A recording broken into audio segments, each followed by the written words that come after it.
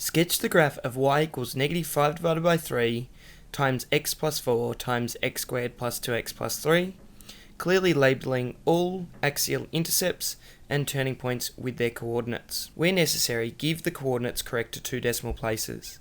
On the CAS calculator, go into the main menu. Next, what we want to do is type in the equation of the cubic that we want to graph. So we can press the keyboard button to bring up this keyboard, and we can use that to enter negative 5 divided by 3, and that's multiplied by x plus 4, which is then multiplied by x to the power of 2 plus 2x plus 3. So that's the equation that we want to graph. Next, we can press the graph icon, which will bring up this screen, and if we highlight our equation and drag it down onto the graph screen, the graph will appear. Now at the moment we can't see all of the key features of our graph, so we can press the resize button located at the bottom of the screen, and that will show us a little bit more of our graph.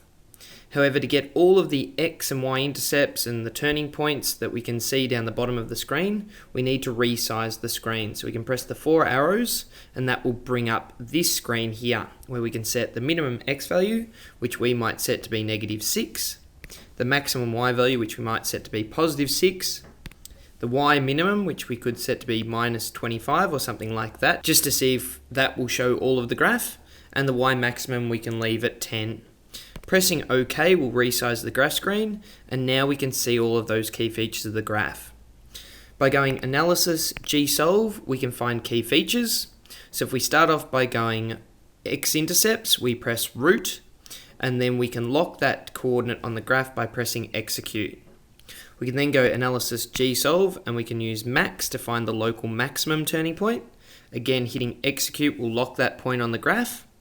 Then we can use Analysis, G-Solve, minimum to get the minimum turning point, and hitting Execute will lock that onto the graph. And finally going Analysis, G-Solve, Y-intercept will give us the Y-intercept, and once again we can press Execute to lock that onto the graph screen. Next, our job is to transfer the graph from the CAS calculator onto the set of axes provided. So the shape of this cubic goes something a little like this. And from the graph screen we know that the key features are an x-intercept here at negative 4, 0, a y-intercept here at 0, negative 20, and then we had a local minimum here, and correct to 2 decimal places, this is negative 2.58, negative 10.64.